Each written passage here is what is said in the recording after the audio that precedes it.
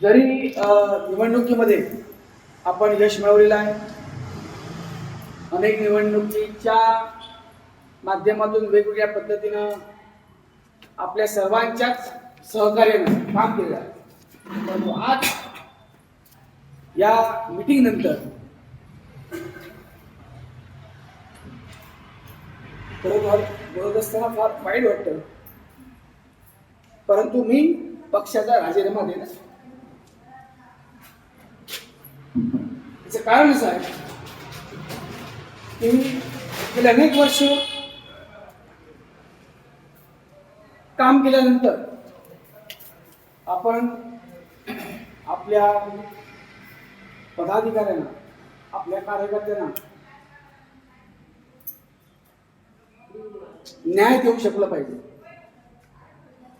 फक्त आपण पक्षामध्ये काम करून चालत नाही, तर ज्यावेळी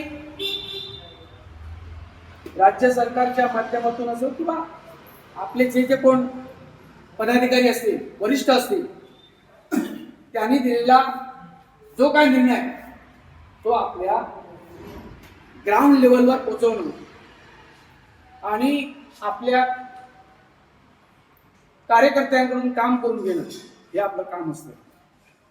काही वेळा आपण त्याच्यामध्ये कमी जास्त प्रमाणामध्ये असू शकतं, पण आपण जे काम करतो आणि त्या कामाचं ज्यावेळी आपण एवढा जीव तोडून काम केल्यानंतर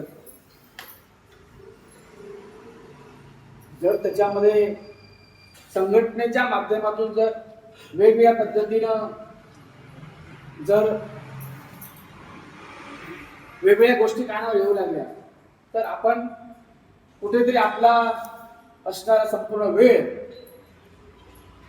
आपली असणारी ओळख, आमदारांच्या साहेब माध्यमातून असणारा पाठपुरावा त्याच्यामध्ये आपण कुठेतरी कमी पडतो. त्यामुळे कोणावरही रोष न ठेवता आपण आता आपल्या पक्षाचा राजीनामा देत आहे. यानंतर एक सामान्य कार्यकर्ता म्हणून किंवा शिवसैनिक म्हणून आपण काम करणार.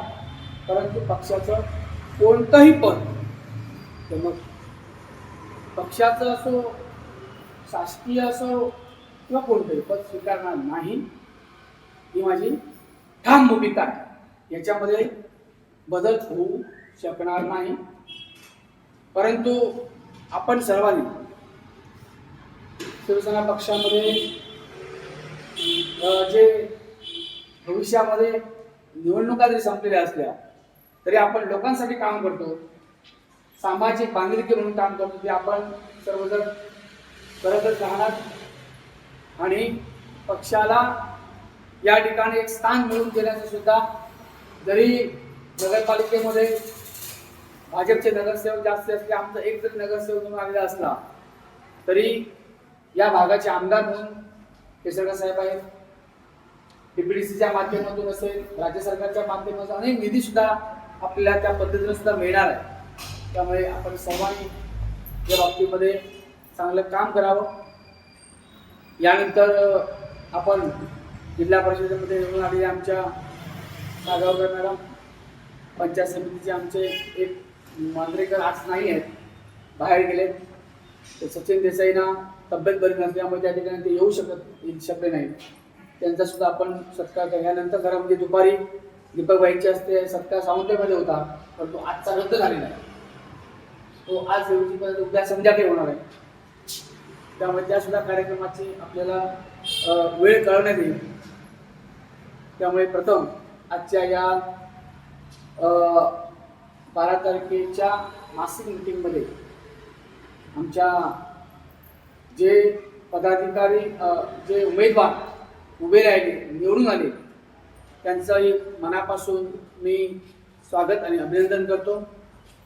आणि जे निवडणुकीमध्ये उभे राहिले, काही थोडक्या मताने पडले, परंतु त्यांनी पक्षाचं त्या ठिकाणी असलेली ठिकाणी, पक्षाची त्या भागामध्ये असलेली ताकद अखंडित ठेवलेली आहे.